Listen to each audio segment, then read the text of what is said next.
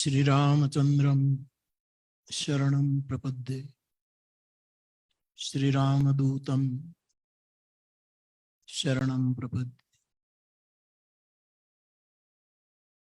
सबसे पहले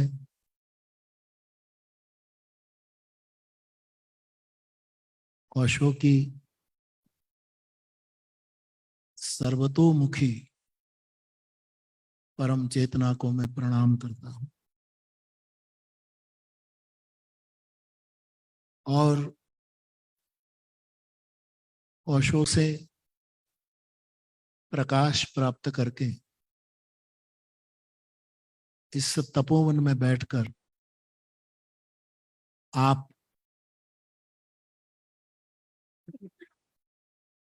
सबको प्रकाश बांट रहे हैं, ऐसे महापुरुष को भी मैं प्रणाम करता हूं। आप सभी ओशो के बाग के फूल हैं। आप सभी को भी मैं प्रणाम करता हूं।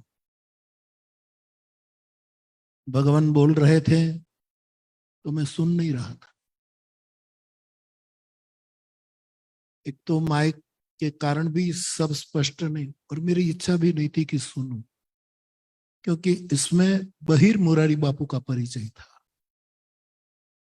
कि बापू ने इतनी कथा की, बापू ने ये किया ये किया। ये तो जब आदमी किसी पर प्यार करने लगता है ना, तो अपने आप दुलार, तो आपका दुलार बह रहा था। मैंने 14 साल की उम्र में कथा शुरू की, ये तो है, चलो माना, लेकिन यहां कह रहा हूं, मैं कई जन्मों से कथा कह रहा हूं।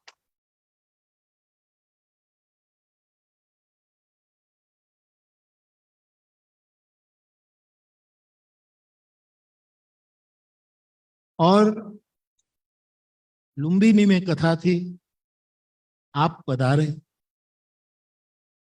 अन्य साधक भाई बहन आए, मुझे बहुत अच्छा लगा देखते ही।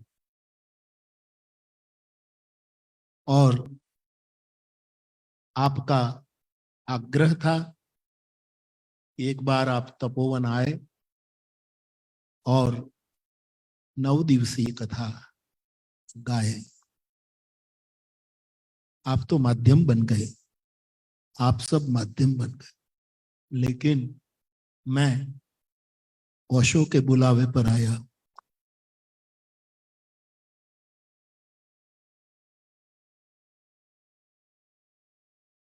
मैंने ओशो के प्रति मेरे मन में जो भाव है, मैंने बहुत पढ़ा नहीं, ओशो को बहुत सुना नहीं। एक बार शिवाजी पार्क में एक और मेरी कथा चल रही थी बहुत, तब वो आचार्य रजनीश जी थे। आप भगवत गीता के 10वें अध्याय पर विभूति योग पर बोल रहे और हजारों लोग सुन रहे थे।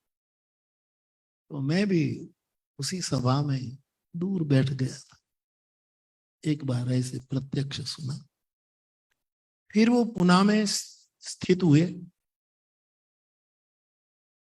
लोगों ने बहुत सद्भाव के साथ भगवान कहकर पुकार। वहां आपका प्रवचन चल रहा था। हम एक दिन वहां सुनने गए, तब आप अंग्रेजी में बोलते थे, तो कुछ समझ में नहीं आया, लेकिन दर्शन में भाषा की क्या जरूरत होती। यदि आपका मन निर्मल हो तो रोम रोम सुन सकता है। केवल श्रवण से ही नहीं सुना जाता, रोम रोम यदि पात्र बन जाए। तो एक बार वहां सुना था, और मेरा एक स्वभाव है कि जहां से सत्य मिले आदमी को ग्रहण करना चाहिए। आप जानते हैं कि ओशो के काल में, जैसे तमाम बुद्ध पुरुष के काल में, इन बुद्ध पुरुषों के बारे में बहुत गैर समझ हुई है, और अंत तो गत्वा निकट वाले ही गैर समझ पैदा करते।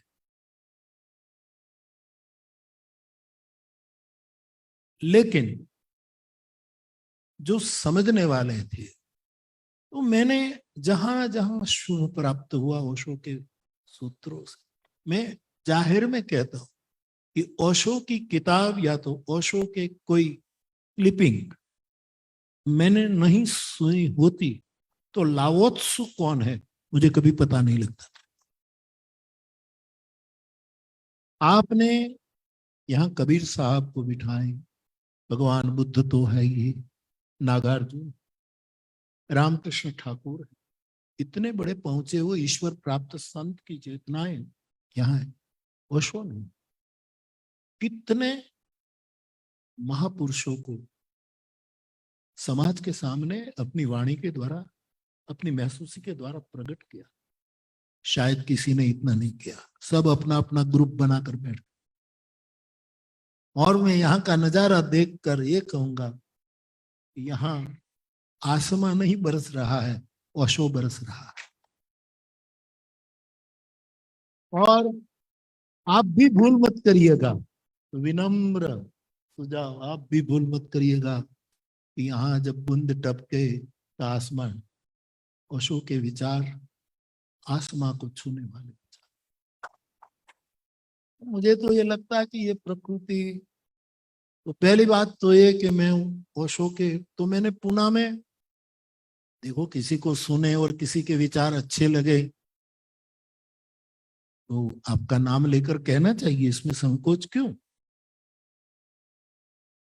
तो मैं बोलता रहा, आलोचना भी होती रही, इसकी तो कोई परवाह नहीं की मैंने। लेकिन मेरे मन में एक भाव जगा कि क्यों न पुणे में मैं ओशो को समर्पित एक कथा कहूं। और साहब, मैंने एक कथा पुणे में कही, इसका सब्जेक्ट था मानस नृत्य, नर्तन। हाँ, उसके बाद और पूरी कथा मैंने ओशो की समाधि को समर्पित की। तो ओशो, ये जो हमारे गोस्वामी जी कहते हैं कि ये नभवाटिका है, पूरी सृष्टि का एक विश्व वाटिका। इसमें कई प्रकार के फूल हैं। यदि आप इतना आदर दे रहे हैं मुरारी बापू को, इस मुरारी बापू को फूल इनमें से चुनना है तो कई फूल है, लेकिन इनमें से एक फूल ओशो भी है। ये मेरा एक खिला हुआ, नृत्य करता हुआ, मुस्कुराता हुआ, और उसकी मुस्कुराहट भी मौन की गहराई से निकल।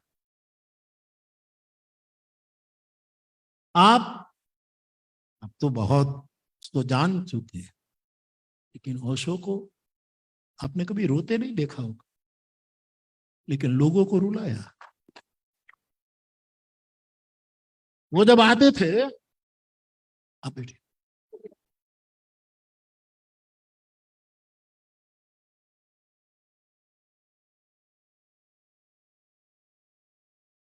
तो जैसे एंटर होते थे तो ऐसे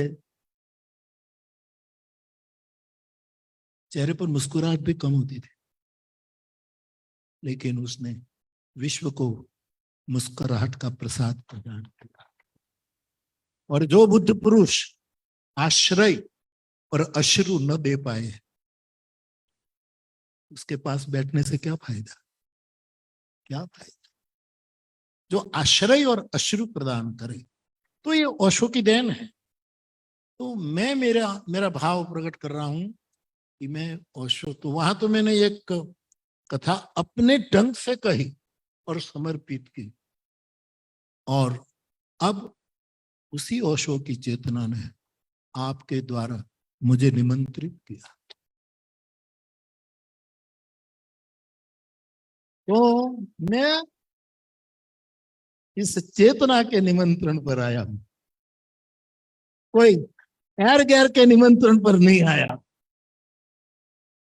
इस कथा में मेरा यजमान अथवा तो मेरा मनोरथी ओशो है,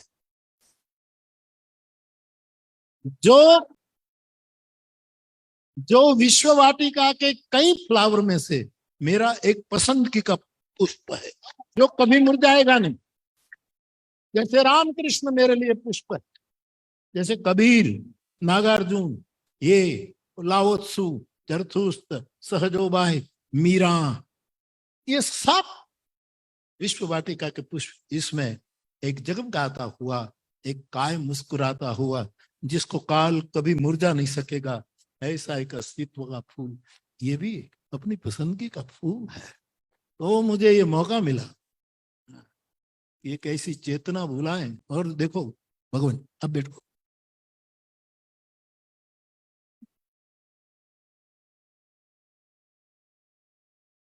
हम अभी द्वादश ज्योतिर्लिंग की कथा कहकर आए ट्रेन में, और मैं यहां आया तब मुझे पता लगा कि द्वादश ज्योतिर्लिंग की कथा का परिणाम तो तब होता है कि खटमंडू में पशुपतिनाथ के दर्शन किए जाए। और आप देखो, ये कथा कोई निश्चित नहीं थी। मैंने वादा तो किया था भगवान को कि मैं जरूर आऊंगा, आपको मुझे जब अनुकूल होगा हम 9 दिन आपके अनुरोध पर कथा करेंगे। लेकिन इस समय ये तो अचानक हुआ, कैसे हुआ ना इन लोगों को पता है ना मुझे। जगह खाली थी, हमने कहा कि भगवान ने कहा है कि पूछ लीजिए ये दिन आपको अनुकूल है तो हम आ जाएं, और इसमें कोई चेतना निमंत्रित कर रही है, इसलिए मैं पोथी जी लेकर आया हूं। तो पूरी दुनिया को ओशो ने सुनाया, और थोड़ा मुझे भी सुन ले। चेतना बधिर नहीं होती, चेतना कभी बधिर नहीं, और चेतना कभी अंध नहीं होती, चेतना कभी पंगु नहीं, चेतना नित जवान, और वो जवानी भी नित नूतन बढ़ती है, फिर भी बूढ़ापा नहीं आता। वरना शरीर बढ़ता है, बुढ़ापा की ओर लिए चलता, लेकिन चेतना एक चीर यौवन है जो बढ़ता है और मुरझाता कभी नहीं, बुढ़ापा कभी नहीं आता। ऐसे ओशो के निमंत्रण पर मैं आपको मिलने आया हूं, और dancing religion, smiling religion, speaking religion, मौन धर्म, ये सब ओशो ने नए नए आयाम खोल दिए।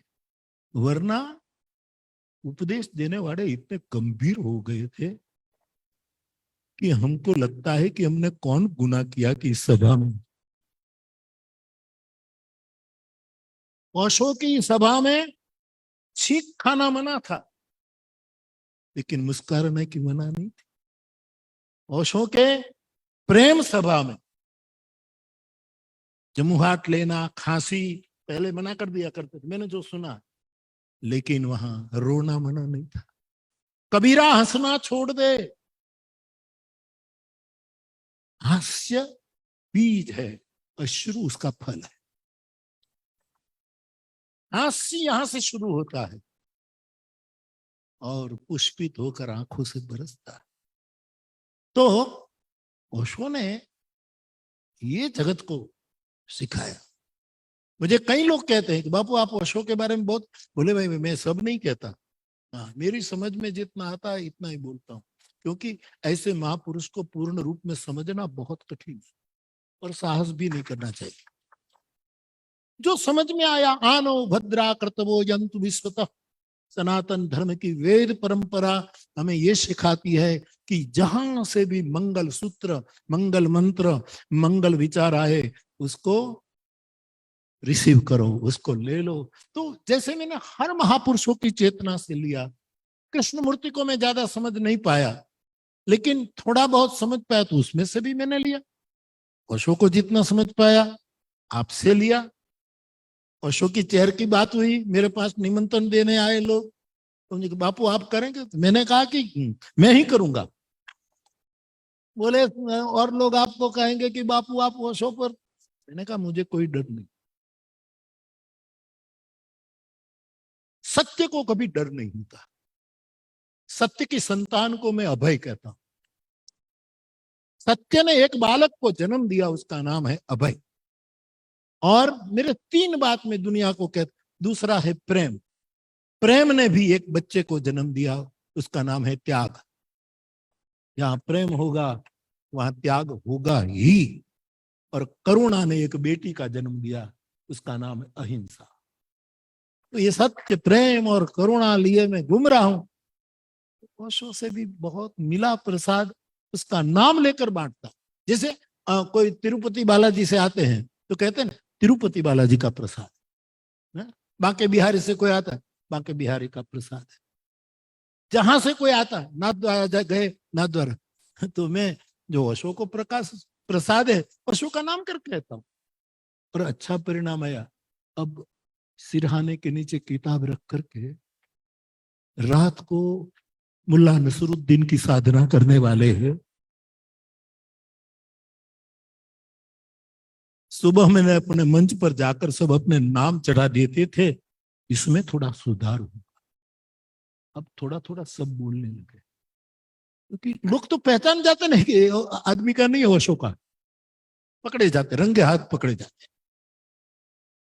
तो कहना चाहिए मीरा का पद गाए और हम मीरा का नाम ले सकते हैं, ओशो का सूत्र बोले और उसका नाम लेने से इतना परहेज क्यों? सत्य को इतना अनदेखा क्यों किया जा रहा? तो मेरे भाई बहन, हम तो इस नाते जो समझ में, आज भी मुझे ओशो की कई बात समझ में नहीं आई और मैं सहज गति करता हूं, नहीं आई तो नहीं आई, जितना आया बहुत है, भरपूर है, ओवरफ्लो है। हम कितना उसको संभाल पाएंगे? शास्त्र कहता है कि 1000 यूनिवर्सिटियां आपको जो न समझा सके, वो इससे भी बढ़िया किसी बुद्ध पुरुष के पास 5 मिनट बैठने से हो जाता। और जलालुद्दीन रूमी ने भी यही विचार प्रस्तुत कि जो विश्वविद्यालय मुझे नहीं सिखा पाए, वो किसी बुद्ध पुरुष के चरण में 2 मिनट बैठने से मैंने आत्मसात। विश्वविद्यालय डिग्री देते हैं, वृत्ति नहीं देते। साधु वृत्ति देता है, सद्वृत्ति। तो मुझे अच्छा लग रहा है। सब लोग मुझे पूछ रहे हैं कि ओशो के सभी के उस पर आप जा रहे हैं, तो वहां तो सब नाचेंगे गाएंगे। हाँ हाँ, तो यही तो करना है। आपको अनुकूल न पड़े तो उस समय टीवी बंद कर देना। आपका घर का टीवी है, लाइव टेलीकास्ट नहीं देखना है, इसमें कौन सी बुरी बात है? तो बाप, मैं कहीं से सीखा नहीं, मेरा ये सहज स्वभाव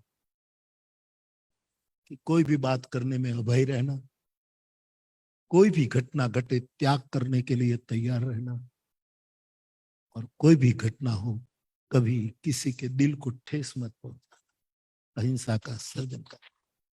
तो अब तो मुझे ओशो केंद्रों से बहुत आमंत्रण मिलने लगे बाबा। मैं इतना बिजी था और बिजी होता चला। कोई सेंटर कहता है कि ओशो का जन्मदिन है 11, हाँ तो उसका कई साधु संतों के द्वारा मुझे मुझे कह रहे हैं उसी दिन आप जो भी चाहें ऐसी व्यवस्था हम करें, आप आए। तो ये सबका सद्भाव है। लेकिन कहां कहां पहुंचे, लेकिन यहां तो आ गया हूं, ये बात पक्की। आप सब जरूर आइएगा, जैसा जैसा आपका नित्य कर्म हो। मुझे रास्ते में हमारे एक सन्यासी बता रहे थे, कौन कौन थे कि बापू हम यहाँ जंगली बन गए हैं। आप अच्छा अच्छा, जंगल, कोई मुझे जंगली कहे, शम्मी कपूर ने गाया है। ओशो से ही मिला नहीं, शम्मी कपूर से मिले तो भी मैं ले लेता हूं। मानस तो मेरा अमृत है, मेरी जननी है, वही तो अमृत का जड़ है। लेकिन उसका जंगली का फिल्म का गीत, कोई मुझे जंगली कहे, तो आप मुझे कह रहे बापू हम जंगल में रहते, हम इतने एडवांस हो चुके हैं, जंगली होना जरूरी, हम इतने आगे बढ़ गए। देखो ये वृक्ष कोई साधना नहीं कर रहा, मैंने कहा ये वृक्ष कोई योगा नहीं कर रहा, ये वृक्ष कोई साधना नहीं कर रहे, मौज में है। और हम इतने इतने एडवांस हो गए, इतने शिक्षित हो गए कि जंगली होना हो। फर्क इतना है कि आपने में जंगली हुआ, बताए ऋषि मुनि कहाँ रहते थे? तपोवन में ही तो ये तपोवन का, ये ओशो का जंगल है। बस बाघ मत बनना।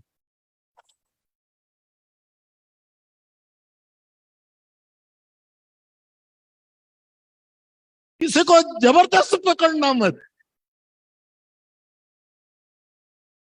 सहज साधो सहज समाधि चली, कबीर साहब थे। सहज समाधि, उत्तमा सहजावस्था। झरना कोई साधना नहीं करता है, बहता जाता है, अपने आप समंदर पहुंच जाता है, अपने आप। किसी ने उसको नहीं, न रामदेव बाबा ने योगा सिखाया, न पतंजलि ने योगा सिखाया।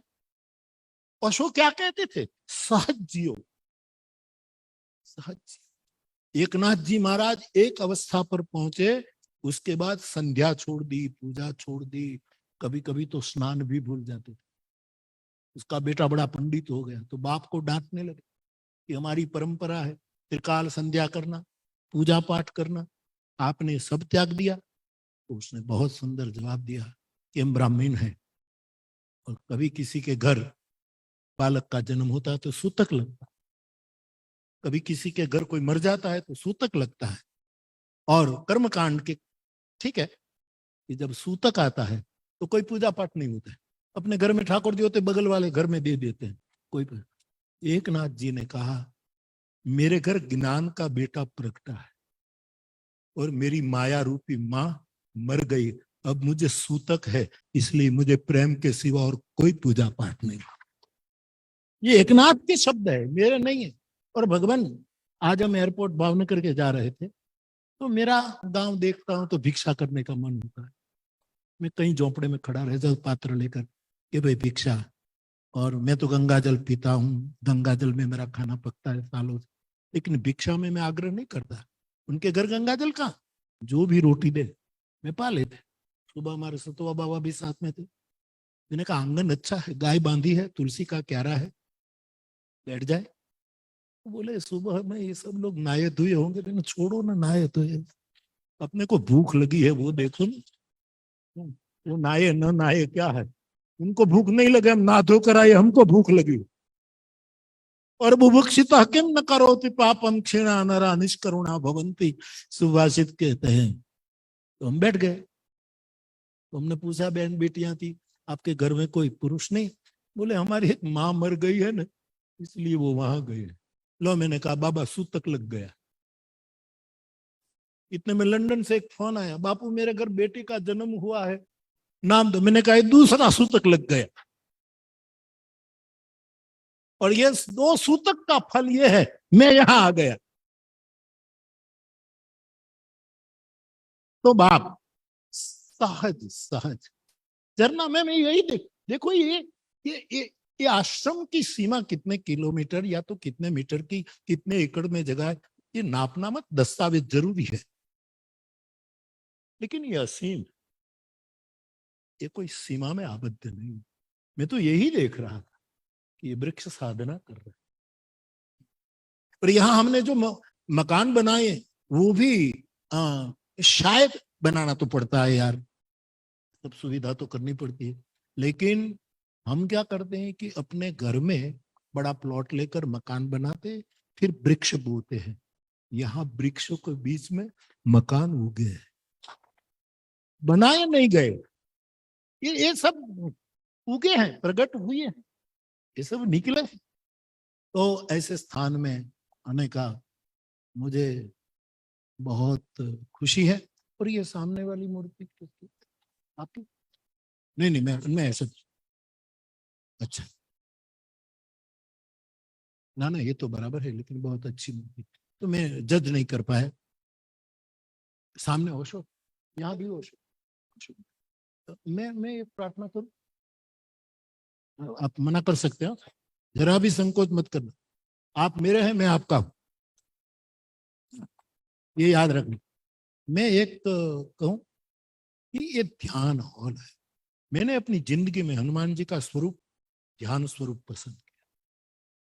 मेरे तिलगा जड़ा में हनुमान जी ध्यान, आक्रामक गदा लेकर मारपीट कर रहे हैं, किसी को जला रहे हैं, ये हनुमान जी मुझे रास नहीं किया।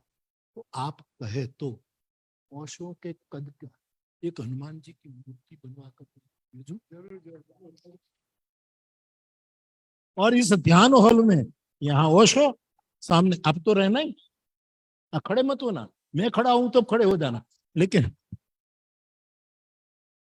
मैं, हाँ, वो तो है, लेकिन मुझे मेरे भेद में दोनों, ठीक है। तो सामने आगे, क्योंकि हनुमान जी साधना में हमेशा पीछे रहते। आप तो इस मुख बैठकर करते हो, तो पीछे हनुमान, प्राण बल बढ़ेगा, आत्मा बल बढ़ेगा, कुंभक रेचक पूरक, ये सब की शक्ति बढ़ेगी। मैं और तो क्या दे सकता हूँ, मैं भेजूंगा हनुमान जी। और फिर आपको जहां लगे, आप हटना मत प्लीज, आप हटना मत, आप तो बहुत सुंदर लग रहे हो वहां। तो हनुमान जी को हमारे सतुआ बाबा बैठे हैं वहां कोने में कहीं लगा देना। हाँ, हाँ? क्योंकि ये हमारे गोल्डन बाबा है, पीले कलर के कपड़े पहनते हैं, हमारे हनुमान जी भी गोल्डन है। जहां जहां आपको, लेकिन जहां जहां आपको, तो ये हम एक बच्चे ने मुझे 2 दिन पहले कहा, इसका जन्मदिन था, मैंने कहा मैं आपको क्या भेंट दूं, गिफ्ट दूं, क्योंकि आपको जो देना हो देना, लेकिन मैं आपको एक भेंट देना चाहता हूँ। मैंने कहा मेरा जन्मदिन नहीं है, मुझे मैं ये भेंट देना चाहता हूँ कि मैंने रुद्राष्टक कंठस्थ कर लिया है और आपके सामने गाऊंगा। तो ये मेरा एक ऐसा यहाँ देख करके लगा मुझे कि हनुमान जी को यहाँ, फिर आपका जैसा मन, ना ना, पूजा भी करने की, ये पूजा ही है, सब पूरी अस्तित्व पूजा ही कर रहा है। स्तोत्राणि सर्वांगिरो, शंकराचार्य कहते हैं, पूजा ते विषयो भोग रत्ना, तुम नाचो गावो मुस्कुराओ। शंकराचार्य कहते हैं, जिसको लोग विषय कहते हैं, ये विषय पूजा है। मैं नहीं कहता। आत्मा तम गिरिजामति सहचरा प्राणा शरीरम गृहम, पूजा ते विषयोपभोग रचना, निद्रा समा, यहाँ सो जाना भी ध्यान है, समाधि। सो जाओ और ऐसा सो कि जब उठने की जरूरत पड़े तब उठो। क्योंकि कठोपनिषद कहता है उत्तिष्ठत, विवेकानंद जी ने उद्घोषणा की थी। तो निद्रा समाधि स्थिति संचार, यहाँ घूमना ही परमात्मा की परिक्रमा। संचार, मैं देख रहा था, समय नहीं ज्यादा, कि कोई सन्यासी इधर से निकला, कोई इधर से निकला, कोई इधर से निकला। मैंने कहा क्या ये जासूसी कर रहे हैं?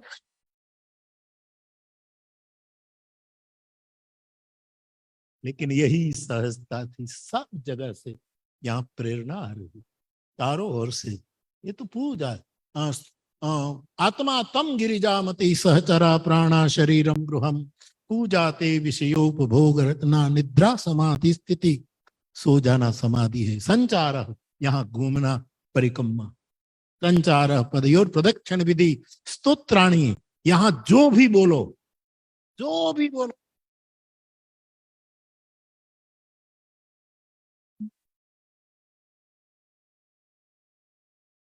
माइक्रोफोन भी कितना, हाँ, अपनापन रखता है। ये तो मेहमान है, अभी चला जाएगा आदमी, मुरारी बापू तो निकल जाएगा, तो अब उसको, आपका है तो तुरंत बोलना शुरू कर दिया। देखो, यही तो दुनिया है यार, क्या करे। आनंद रहो बाबा। अरे आपसे दिल मिल गया इसलिए आनंद। समझ में कुछ नहीं आता तेरी दुनिया क्या है, यहाँ कोई आए कोई जाए, ये तमाशा क्या। तुझे आदत है हर चीज गिन के लेने की। पैसे वाला गिन गिन के पैसे लेता है, हरि नाम लेने वाला माला के मन के गिन गिन के लेता है, हर चीज गिन के।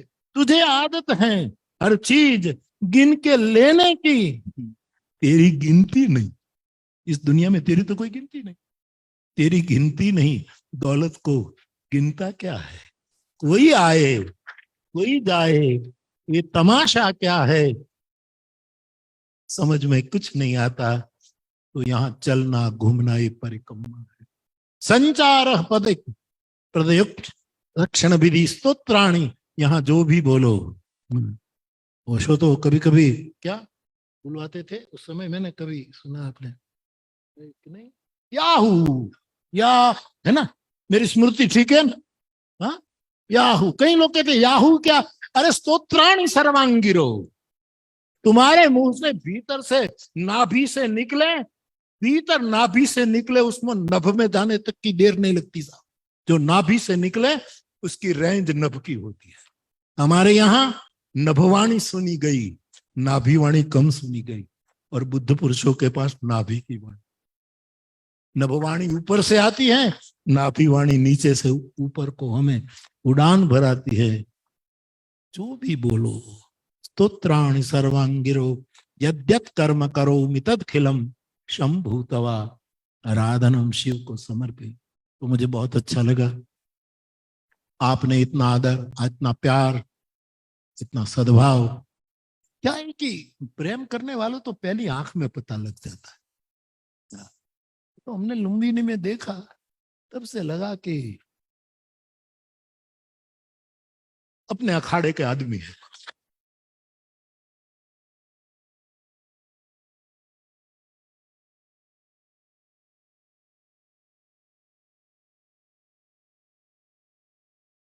और जब आपका यहाँ का जो क्रम हो, सुबह का ध्यान जो जो हो, उसको जरा भी डिस्टर्ब किए बिना आपको समय मिले तो जरूर कथा।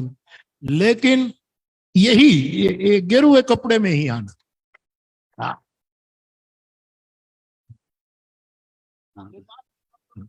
और व्यासपीठ की ओर से जो भंडारा चलेगा वो 9 दिन यहाँ चलेगा। आप व्यासपीठ का ही प्रसाद लेना। वहां सुबह आए तो दोपहर को वहां आपकी बिलक व्यवस्था की जाए, वहां प्रसाद ले, और शाम का यहाँ बनाए, अथवा तो जल्दी आप यहाँ आ जाए तो आपके ढंग से यहाँ बहुत खाने का बहुत अच्छा है। हमने तो अभी केवल हम थोड़ा क्या कहते हैं उसको, बहुत अच्छा था, मकाई का भजिया, खबर नहीं कौन कौन चीज हम खा रहे थे। और बाबा परोसे जा रहे, एक माता जी परोसी जा रही, और हमारी भूख खुलती जा रही। ओशो को भूरी बाई ने जब आम खिलाए नाथद्वारा में, तो वो चूसने लगे, और आम फुटता जा रहा है, कभी कपड़े पर, इधर में सब आम रस आम रस। ये है प्रेम, ये है प्रेम। हमारे कैलाश आश्रम में ऋषिकेश में, जहां हमारे दादाजी महामंडलेश्वर थे, वेदांत के परम, उसकी भी असर हम पर है। तो वहाँ कुछ प्रोफेसर अमेरिका से आए थे, उस समय उसको ले गए वहां, हमारे महापुरुष को। वो प्रोफेसरों ने कहा कि हमको इंडिया आना है, वो ले आए, बिहार ले गए। फिर आम की सीजन थी, तो इन अमेरिकन भाई बहनों ने कहा कि जो प्रोफेसर थे उसको कि हमें आपकी तरह आम खाना। उसने कहा रहने दो, इंडिया इंडिया है। नहीं नहीं, बोले जैसे हम तो ऐसे बोलते हैं, फिर सीधा मुंह से। आज बाबा मुझे चम्मच से भजिया दे रहे थे, हद है। ऐसा हो सकता है कभी, पर पकड़े नहीं जाते थे बच्चे। मैंने कहा आप किसी की कुंडलिनी जागृत करते हैं तो क्या चम्मच से करते हैं?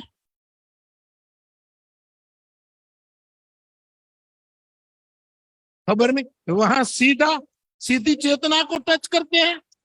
पर हमने क्या गुनाह किया कि चम्मच डाल रहे बीच में, जरा हाथ से लगाओ ना। फिर हाथ से शुरू किया। हाँ देखो, इसमें आपको जीत को प्रकाश मिला, चम्मच से मिला। एक आध तो मुझे कहो कि नहीं बाबा ने चम्मच छुआ और तुम रो नहीं।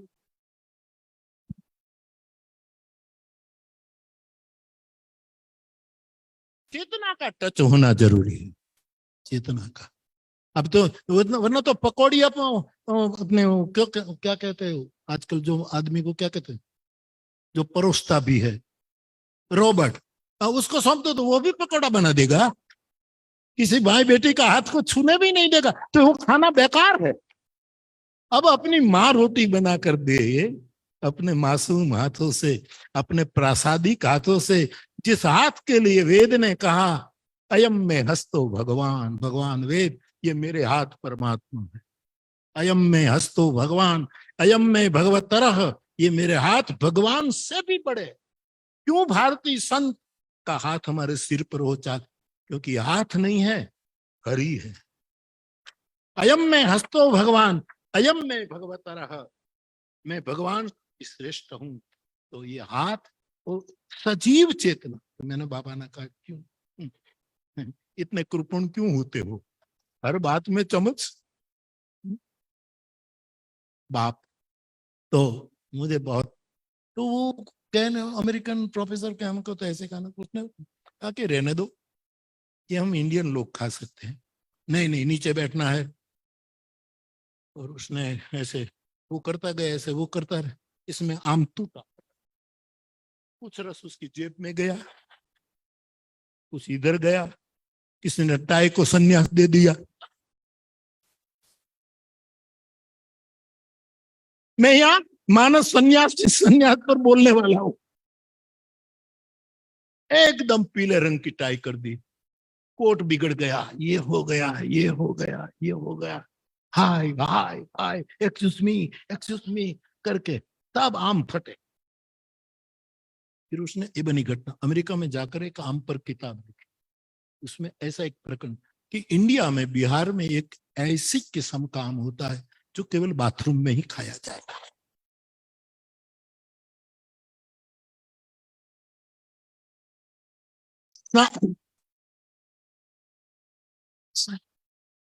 स्नान करते समय ही खाया जाए, वो ऐसे नहीं खाया जाए।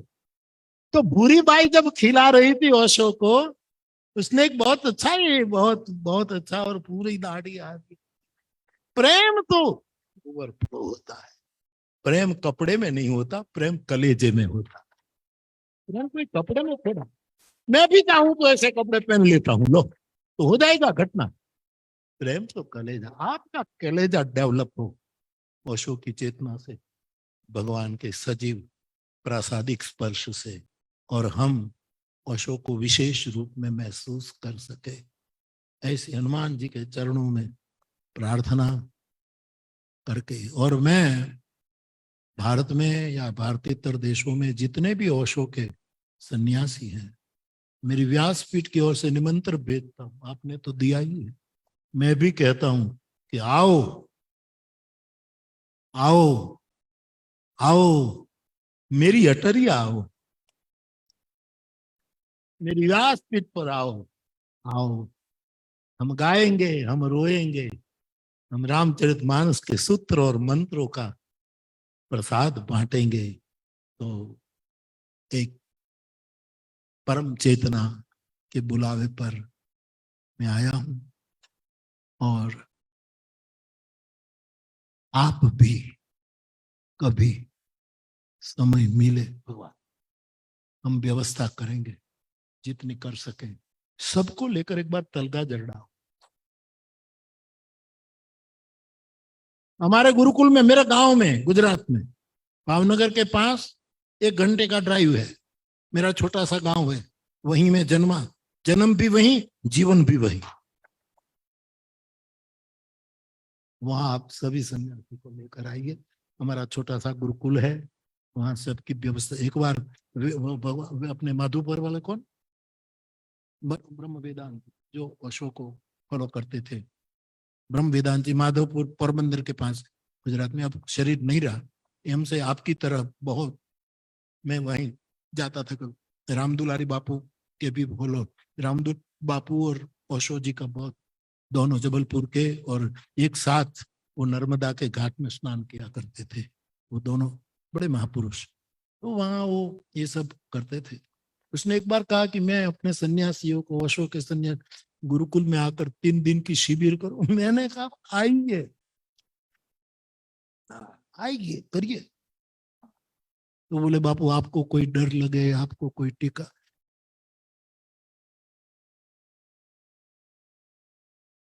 टीका शब्द शास्त्र में आता है,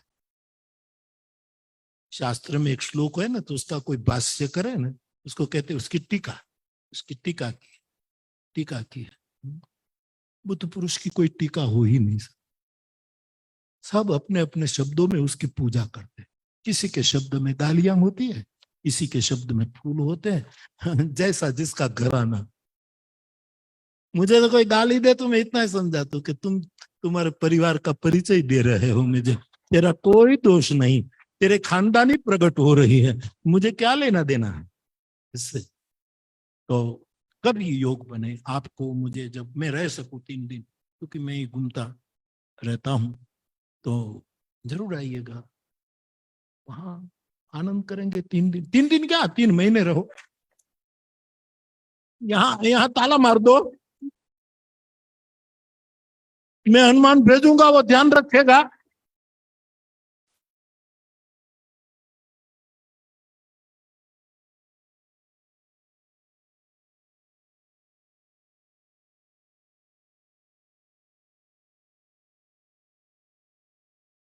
प्यार से बोला करो और प्यार से बुलाया भी करो। एक छोटा सा शेर से पूरा करूं, प्यार से बोला करो, प्यार से बुलाया करो, ये बाप का घर है, आया जाया करो।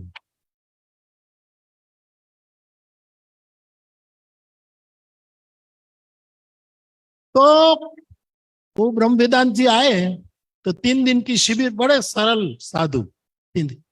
बोले बापू वहां तो सब नाचेंगे रोएंगे, तो आपको, मैंने, मुझे कोई तकलीफ नहीं, आपको कोई तकलीफ नहीं होनी चाहिए। तो बोले इसमें तो क्या है, कोई उम्र लायक माता जी होती है, उम्र, ये सब गले मिलेंगे, मैंने सब छूट है।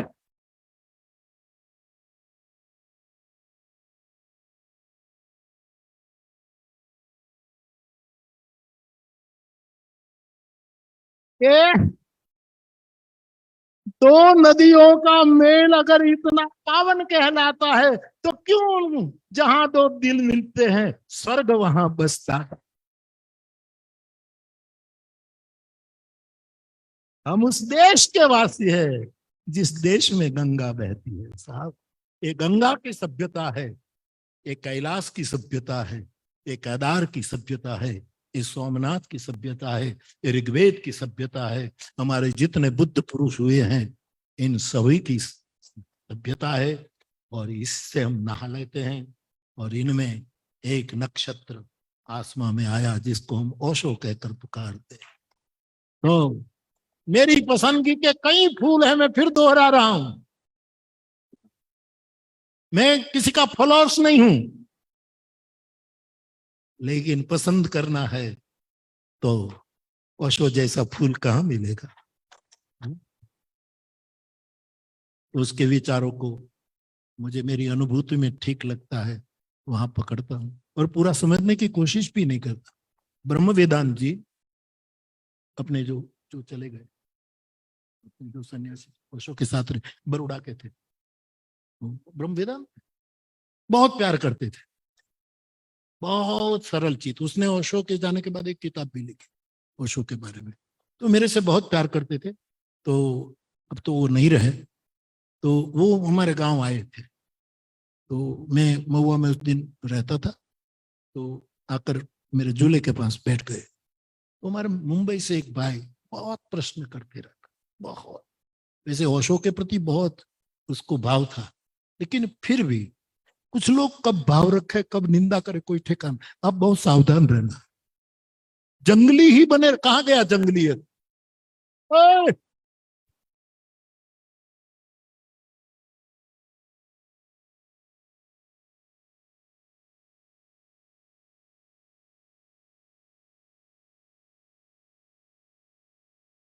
राम तीर्थ ने कहा है, आपने सुना? राम तीर्थ के एक शायर है, जंगल में जोगी बसता है, कभी रोता है कभी हंसता है। जंगल में भोगी नहीं रह सकता, जोगी ही रह सकता।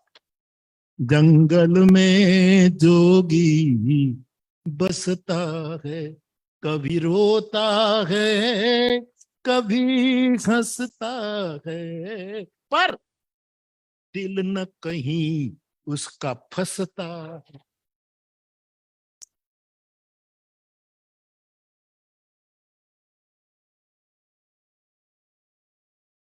अभी अभी आप असली जंगली नहीं बने, 9 दिन के बाद मैं आपको प्रमोशन दे दूंगा।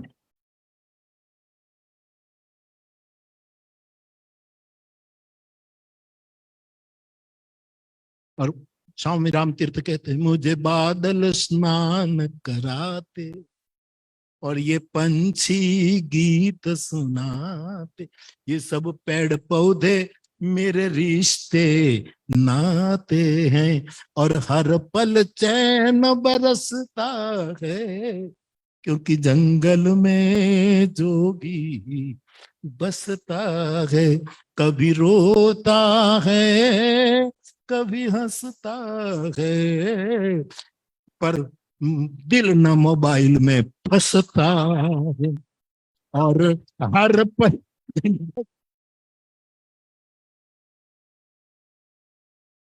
आनंद करने का अवसर है साहब। वरना वरना धर्मगुरु मुंह चटाए ही बैठे हैं, इसमें देश को बहुत नुकसान हुआ। मुस्कुराना चाहिए। हमारा याज्ञवल्क्य को जब भरद्वाज जी ने पूछा कि राम तत्व समझाओ, तो पहली प्रतिक्रिया क्या थी? प्रतिक्रिया, जाग बलिक बोले मुस्काए। मुस्कुरा करके उसने प्रवचन। आज हिंदुस्तान को और विश्व को मुस्कुराहट की जरूरत है। बोलने वाले इतने गंभीर हो गए कि हम तो घर में गंभीर थे ही। शादीशुदा कभी तुमने शादी वादी नहीं की है?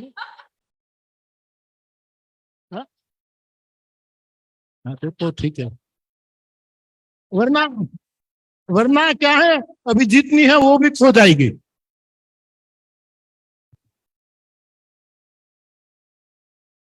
तो एक भाई थे मुंबई वाले, ओशो को मानते थे, लेकिन ओशो की टीका भी बहुत करते थे। तो वो ब्रह्म वेदांत जी बैठे थे, तो मुझे डर था कि ये आदमी कुछ न कुछ नो बोल फेंकेगा। ये आदमी की आदत है बार बार ऐसे प्रश्न करने की। उसने कहा कि तुम्हारे ओशो ऐसा करते थे, ऐसा करते थे, उसके बारे में अखबार में ये आया, ऐसा हुआ, ऐसा हुआ, ऐसा हुआ। तो ये जरा कुछ समझ में नहीं आता। वरना ओशो का ये बहुत बड़ा अनुयायी था, बहुत सुनता था, लेकिन फिर भी उसको डाउट भी रहता था। तो ब्रह्म वेदांत जी को पूछा कि आप इसके बारे में क्या, आपका गुरु ऐसा करते ऐसा करते ऐसा करते, आप क्या कहें? तो मुझे डर लगा कि खबर नहीं ब्रह्म वेदांत जी क्या उसने जो जवाब दिया, इसको मैं कहूंगा ओशो की चेतना उतरी है। उसने कहा, विनू भाई, मेरे गुरु दूसरों के साथ क्या करते थे वो मुझे देखना नहीं, मेरे साथ क्या किया है वो तुम बैठ तो बताओ। मेरे साथ उसने क्या किया, मैं कितना प्रकाशित हुआ हूं, मैं कितना खुल गया हूं, वो तुम्हें क्या पता? तो ओशो ने ये काम किया है। देखो क्या है, ये पेड़ बोते हैं ना तो वर्षा आती है, ऑलरेडी परमात्मा बारिश कर देता है।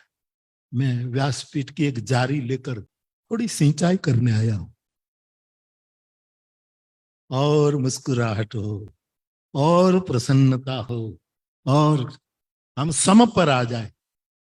उपनिषदों का एक सूत्र है मेरी समझ में, सत। पूरा उपनिषद का एक सार, एक शब्द ब्रह्म में, जिसको सत कहते हैं, और सन्यासियों ने उठाया ब्रह्म सत्यम, जगत गुरु शंकर। सत सत।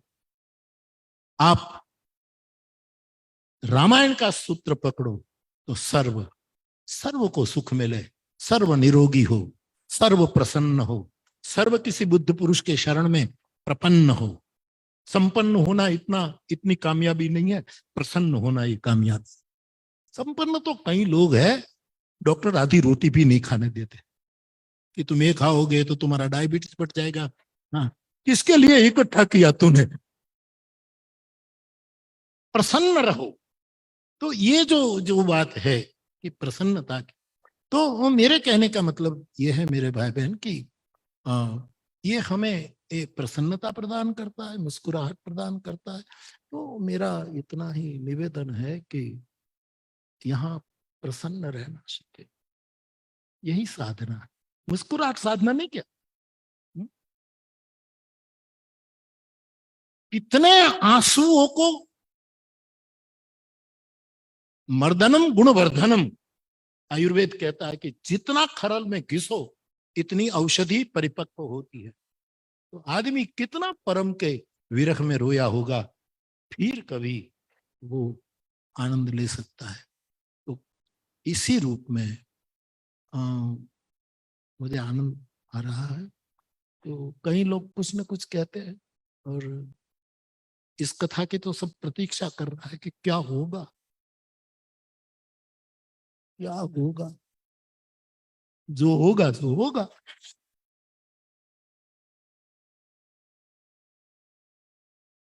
मेरी कुटिया भले हो, लेकिन मैं जंगलियों के बीच में बैठूंगा।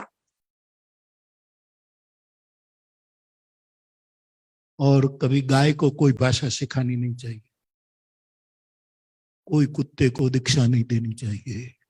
वो सब अपने स्वभाव में जी रहा, और जंगल में रहने वाले स्वभाव में जिए, अपनी निजता में।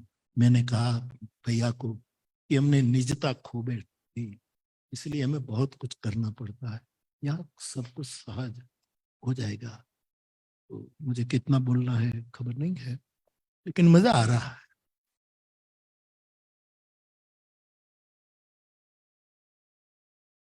तो हंस के बोला करो, बुलाया करो,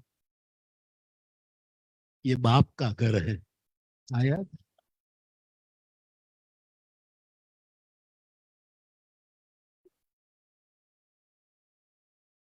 और आखिर में सितारों को आंखों में महफूज करना, जो ये चमक, मैं कहता रहता हूं कि जिंदगी कभी रियाज करने का मौका नहीं देती कि मैं 8 दिन के बाद ये करूंगा, नहीं। जीवन कभी रियाज करने का इसी पल में कर लेना चाहिए। एक अनुष्ठान तुम कर सकते हो, तो सावन में हम अनुष्ठान कर लेंगे, बाकी जागरण का कोई रियाज की मौका ही, ये तो जो पल में जी गया, जो इस मोमेंट में हमने, जो इस लम्हे में जो हमने पा लिया, क्योंकि यहाँ इसमें कोई रियाज का। इसीलिए सितारों को आंखों में महफूज रखना आज का ये उत्सव।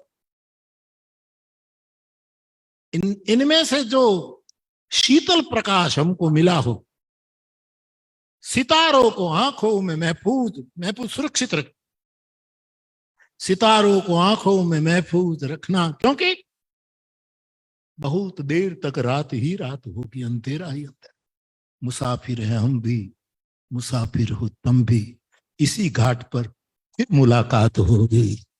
कभी चित्रकूट के घाट पर भई संतन की भीड़, तुलसीदास चंदन घिसे तिलक दे रघुर। मैं बहुत प्रसन्नता व्यक्त करता हूँ आपके आदर के। आप हमारे से दूर कहाँ है कि आदर आप मुझे दे और नहीं, ये तो दिल पर न कहीं जो दिल मिलता है स्वर्ग वहां बस। स्वर्ग भी तुच्छ है, समझना, ये स्वर्ग तो बोलना पड़ता है।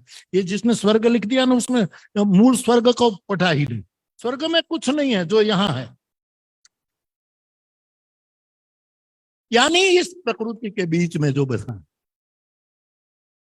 स्वर्ग में कुछ कुछ नहीं सर, यहाँ बिन पिलाए पिलाई जा रही है। हाँ? ओशो की सभा में कभी गोपाल दास नीरज ने गाया था कि क्या, ये मस्तों की प्रेम सभा है, यहां संभल कर आना जी।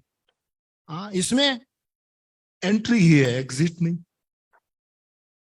और जो यहां आकर एग्जिट ले समझ में आया ही नहीं था, केवल शरीर आया था, आत्मा नहीं आई थी। वरना तो ही नहीं और कुछ ना कहते। मैं तो बोलने वाला आदमी बोलता ही रहता, और आपके सामने बोलना ज्यादा अच्छा लगता है, क्योंकि हमारे श्रोता भी कहीं मुंह चढ़ाई बैठे रहते हैं। मैंने कहा मैं 9 दिन तुमसे एक पैसा लिए बिना बोल रहा हूं,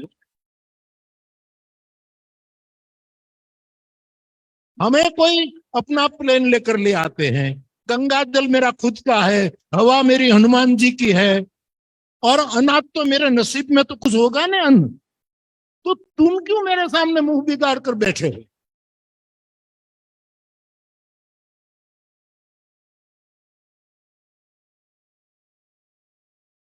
कई लोग मेरे पास आते हैं 9 दिन सुनने के बाद कहते हैं बापू बहुत समस्या में, के तो तू ही समस्या है और कोई समस्या नहीं। समस्या स्वयं अवतार लेकर बैठी है तेरे रूप में। इसे जाने किसी के बैठने में आए हो, नहीं, धर्म सभा मुस्कुराती होनी चाहिए। ये मस्तों की प्रेम सभा है, यहां समझ कर आना जी। इसका गोपाल दास उसने खुद ने सुनाया था मुझे कि बापू ओशो के दरबार में मैं गया और मैंने ये कविता सुनाई थी। गांधी जब हुए ना साहब, ओशो का भी गांधी के प्रति अद्भुत भाव था। ये तो एक मौका देखकर उसने सच्चे गांधी को दुनिया को दिखाने के लिए जो कुछ लीला की, बाकी वो गांधी को जब बहुत सराहना भी की है।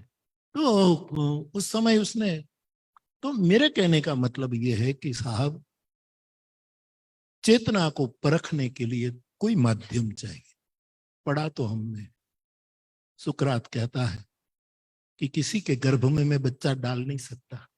दायण जो होती है नर्स, वो किसी के गर्भ में बच्चा नहीं, उसको ओपन करता है चेतना को। तो चेतना को मुखर करने के लिए कोई ना कोई माध्यम आ जाता है जो हमें मुखरित करते हैं।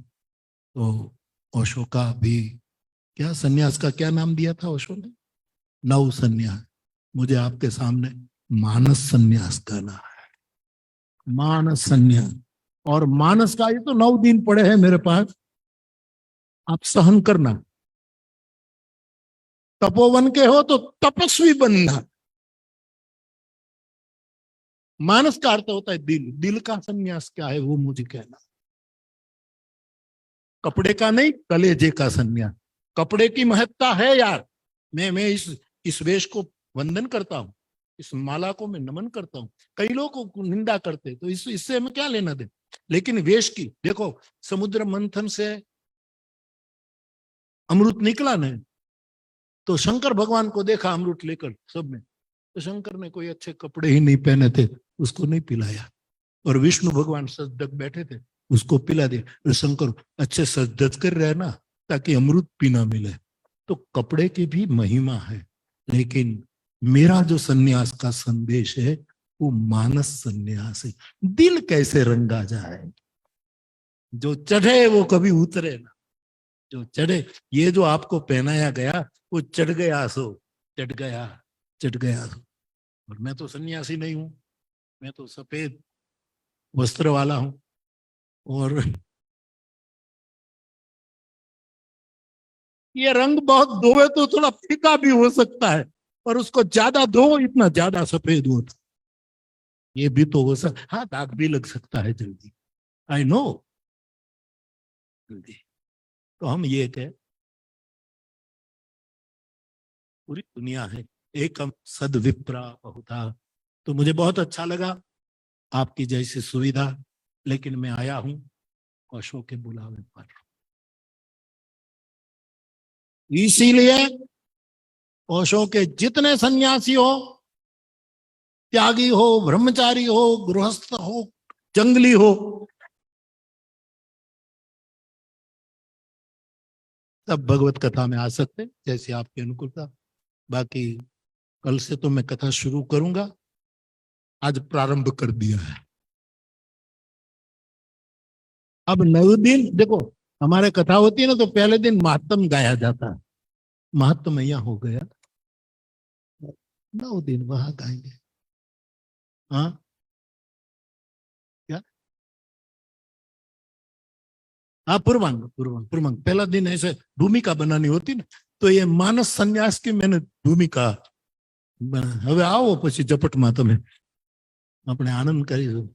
और गंगा सती बोली है कि मान रे मुकी ने तमे आओ मैदान, सीमा में नहीं असीम, असीम में आओ। सीमा ने हमें टुकड़े टुकड़े कर दिए हैं, हमें खंडित कर दिया। आज की विश्वविद्यालय, मैंने कैम्ब्रिज में कहा कि आज के विश्वविद्यालय खंडों में काम करता है, हमारी व्यासपीठ अखंड का काम कर रही है, जहां कोई सीमा नहीं, कोई दीवार नहीं, सब दिशाएं दरवाजे हैं। इसलिए पुनः ओशो से भी बहुत सुंदर विचार मिले तो मैं बांटता रहता हूं अपने ढंग से, अपनी निजता से। बाकी मैं रामायण से जुड़ा हुआ हूं, मेरी गलथुथी में राम मंत्र और तुलसी की चौपाई है, रग रग में शाश्वत धर्म, सनातन धर्म का ब्लड बह रहा है। मैं उसी को इसमें ओशो की चेतना हमें बहुत बहुत कुछ दे सकती है। आप सभी को मेरा प्रणाम। Enough for today.